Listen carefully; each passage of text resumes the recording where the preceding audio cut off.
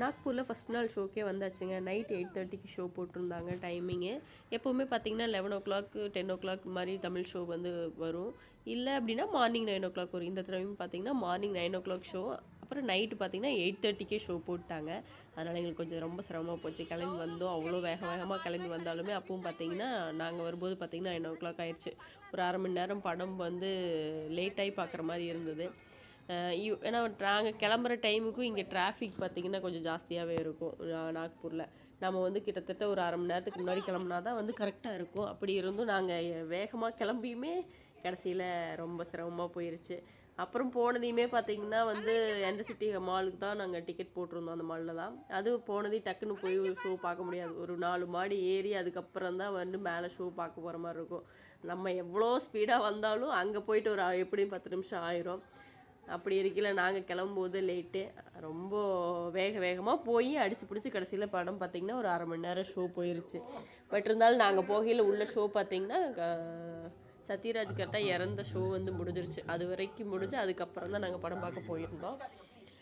நல்லா இருந்தது படம். ஒன் டைம் பார்க்குற மாதிரி நல்லா இருந்துச்சு படம். லாஸ்ட் டைம் ரஜினி படம் பார்க்கையில் வந்து என்னடா படம் பார்க்க போகிறதா கொஞ்சம் அப்படிங்கிற மாதிரி இருந்தது. பட் இந்த டைம் வந்து படம் நல்லா தான் இருந்தது பார்க்குறக்கு. ஸோ வீட்டில் பார்த்தீங்கன்னா அவங்க அண்ணனும் சுந்தரராஜ் அண்ணனும் வீட்டில் அவரும் பார்த்தீங்கன்னா ஊருக்கு போயிருக்காங்க மலைக்கு போகிறதுக்கு. நாங்கள்லாம் மட்டும்தான் வந்திருந்தோம். நானும் அக்கா தம்பி பசங்க எல்லாருமே வந்திருந்தோம். கரெக்டாக பசங்கள்லாம் வந்து டியூட்டி போயிட்டு வந்து பார்க்கையில் ரொம்ப அவசரமாக கிளம்புற மாதிரி இருந்தது. தம்பி பார்த்திங்கன்னா மோனிகா டான்ஸுக்கு சூப்பராக வந்து கைத்தட்டி டான்ஸ் பார்த்துட்டு இருந்தாங்க. எல்லாம் வந்து மோனிகா டான்ஸுக்கு தேட்டரே ஃபுல்லாக விசில் செம்மையாக அடிச்சிட்டு இருந்தாங்க. ட்ரெண்டிங் சாங்காக இருந்தாலும் தம்பி வந்து இவ்வளோ அழகாக வந்து க்யூட்டாக டான்ஸை பார்த்துட்டு கை தட்டுவாங்கன்னு எதிர்பார்க்கல.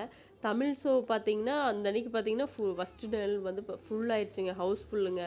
ஒரு சீட் கூட ஃப்ரீயாக இல்லை. கிட்டத்தட்ட பார்த்திங்கன்னா ஃபுல் அண்ட் ஃபுல் ஹவுஸ்ஃபுல்லு. 8:30 ஷோவாக இருந்தாலும் நாங்கள் போனதுக்கப்புறம் கூட வந்தாங்க. நாங்கள் தான் அரை மணி நேரம் லேட்டாகி படம் பார்க்குறோன்னா எங்களுக்கு அப்புறம் வந்து லேட்டாகி படம் பார்க்க வரவங்கெல்லாம் வந்திருந்தாங்க.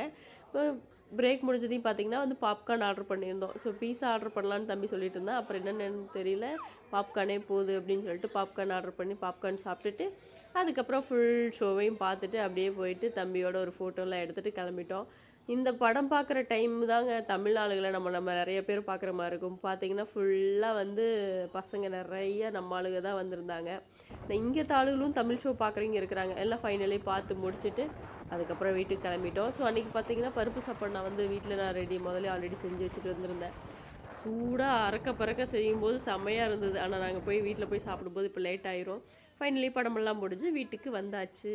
ஓகே ஃப்ரெண்ட்ஸ், வீடியோ பிடிச்சிருந்தா லைக் பண்ணுங்கள். உங்களுக்கு கூலி படம் எப்படி இருந்துச்சு பார்க்குறக்கு அப்படிங்கிறதையும் கமெண்ட் பண்ணுங்கள். எங்களுக்கு ஓகே, சூப்பராக நாங்கள் பார்த்துட்டு வந்துட்டோம்.